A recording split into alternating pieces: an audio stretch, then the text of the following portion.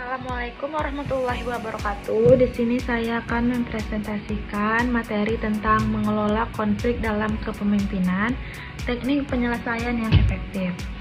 Konflik adalah bagian tak terhindarkan dari dinamika tim dan organisasi. Kemampuan seorang pemimpin untuk mengelola konflik secara efektif tidak hanya menjaga keharmonisan, tetapi juga dapat mengubah potensi kerugian menjadi peluang untuk inovasi dan pertumbuhan. Presentasi ini akan membahas berbagai aspek konflik, mulai dari akar penyebab hingga strategi resolusi praktik yang dapat diterapkan oleh para pemimpin dan profesional. Baiklah, yang pertama, memahami akar konflik. Konflik adalah perbedaan pendapat, nilai, atau kepentingan yang muncul antara individu atau kelompok. Ini dapat bermanifestasi dalam berbagai bentuk, mulai dari ketidaksepakatan kecil hingga perselisihan besar yang mempengaruhi kinerja organisasi. Kedua, ada dampak. Konflik memiliki dua sisi dampak. Di satu sisi, konflik bisa memotivasi diskusi, mendorong inovasi, dan menghasilkan solusi yang lebih baik. Di sisi lain, konflik juga dapat menurunkan produktivitas, merusak moral, dan menciptakan lingkungan kerja yang tidak sehat jika tidak dikelola dengan baik. Yang ketiga, sumber komunikasi buruk seringkali menjadi pemicu utama di mana pesan disalahpahami atau tidak tersampaikan dengan jelas. Perbedaan nilai pribadi atau profesional dapat menyebabkan bentrokan mendasar. Keterbatasan sumber daya seperti anggaran atau tenaga kerja juga sering memicu persaingan dan konflik. Contoh umum konflik di tempat kerja adalah perbedaan strategi pemasaran di antara departemen, di mana tim penjualan mungkin menginginkan pendekatan agresif, sementara tim produk lebih memilih strategi yang berfokus pada kualitas. Ini memerlukan mediasi dan kolaborasi untuk mencapai keselarasan. Ini ada mengapa pemimpin harus terlibat. Peran pemimpin memiliki peran krusial sebagai fasilitator, mediator, dan pemecah masalah. Mereka bertanggung jawab menciptakan lingkungan yang aman di mana semua pihak merasa didengar dan dihormati, serta membimbing mereka menuju solusi yang konstruktif. Dampak negatif, jika konflik dibiarkan tanpa resolusi, semangat kinerja tim akan menurun drastis, produktivitas merosot, dan tingkat turnover karyawan meningkat. Lingkungan kerja menjadi tidak stabil yang pada akhirnya merugikan kinerja keseluruhan organisasi. Manfaat resolusi, sebaliknya resolusi konflik yang efektif dapat meningkatkan inovasi, memperkuat ikatan tim, dan mendorong pertumbuhan pribadi serta profesional. Konflik yang terkelola dengan baik dapat membuka jalan bagi ide-ide baru dan solusi kreatif yang tidak terpikirkan sebelumnya. Gaya kepemimpinan dalam konflik. Yang pertama, menghindar. Gaya ini cocok untuk isu-isu kecil atau ketika emosi sedang tinggi dan perlu waktu untuk mereda. Namun beresiko menumpuk masalah dan memperburuk konflik jika diabaikan terus-menerus. Ini menunda, bukan menyelesaikan. Yang kedua, bersaing. Gaya ini asertif dan berorientasi pada kemenangan pribadi. Seringkali diterapkan dalam situasi mendesak atau ketika keputusan cepat sangat dibutuhkan. Namun, pendekatan yang agresif berpotensi merusak hubungan antar anggota tim dan menciptakan kebencian. Yang ketiga, ada mengakomodasi, mengutamakan hubungan dan harmoni tim, seringkali dengan mengorbankan kepentingan diri sendiri atau tujuan organisasi.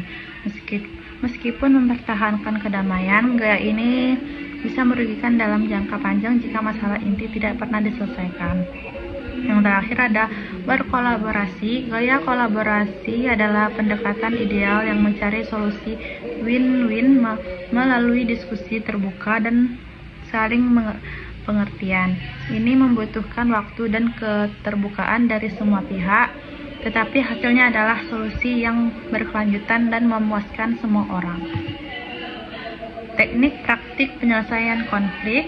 Yang pertama, mediasi. Dalam mediasi, pihak ketiga yang netral membantu pihak-pihak berkonflik untuk mencapai kesepakatan.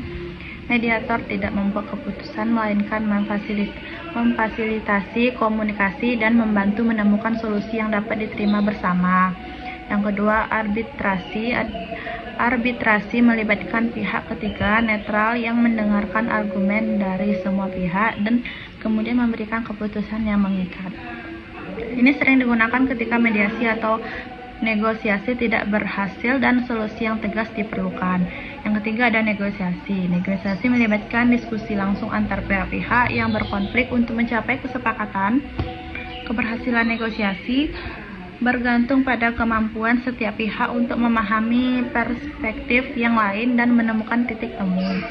Yang terakhir, konsiliasi. Konsiliasi adalah proses yang lebih informal dari mediasi, di mana konsiliator membantu pihak-pihak berkonflik untuk mempertemukan keinginan dan mencapai persetujuan. Fokusnya adalah pada pembangunan kembali hubungan dan mencari solusi jangka panjang. Langkah-langkah efektif: identifikasi akar masalah. Mulailah dengan memahami inti permasalahan, libatkan semua pihak yang berkonflik untuk mendapatkan gambaran lengkap dan hindari asumsi. Mengidentifikasi akar masalah adalah kunci untuk solusi yang berkelanjutan, bukan hanya menutupi gejalanya. Yang kedua, dengarkan aktif dan empati. Berikan kesempatan kepada setiap pihak untuk menyuarakan pendapat dan perasaan mereka tanpa interupsi. Dengarkan dengan empati, berusaha memahami perspektif mereka meskipun Anda tidak setuju. Ini membangun kepercayaan dan membuka jalan bagi dialog konstruktif. Yang ketiga, cari titik temu. Setelah semua pihak didengarkan, identifikasi area-area kesepakatan atau kepentingan bersama. Fokus pada tujuan bersama yang dapat menyatukan pihak-pihak yang berkonflik. Seringkali ada lebih banyak kesamaan daripada perbedaan. Yang keempat, kembangkan solusi kreatif. Fasilitasi sesi brainstorming untuk menghasilkan berbagai solusi yang mungkin dorong pemikiran out of the box dan fokus pada kepentingan, bukan posisi. Solusi terbaik seringkali muncul dari kolaborasi dan pendekatan inovatif. Kesimpulannya, konflik adalah keniscayaan dalam setiap organisasi, namun bukan berarti tidak dapat dikelola.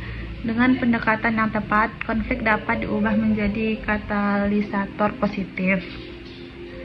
Implementasikan teknik-teknik yang telah dipelajari seperti gaya kepemimpinan yang berbeda, teknik resolusi praktik, mediasi, negosiasi, arbitrasi, konsiliasi, dan langkah-langkah komunikasi efektif. Mari kita jadikan resolusi konflik sebagai bagian integral dan budaya kepemimpinan kita. Dengan keterampilan yang tepat, para pemimpin dapat membangun tim yang tidak hanya lebih kuat dan produktif, tetapi juga lebih tangguh dan inovatif dalam menghadapi tantangan masa depan. Ingatlah, konflik yang terkelola dengan baik adalah tanda kepemimpinan yang matang dan efektif.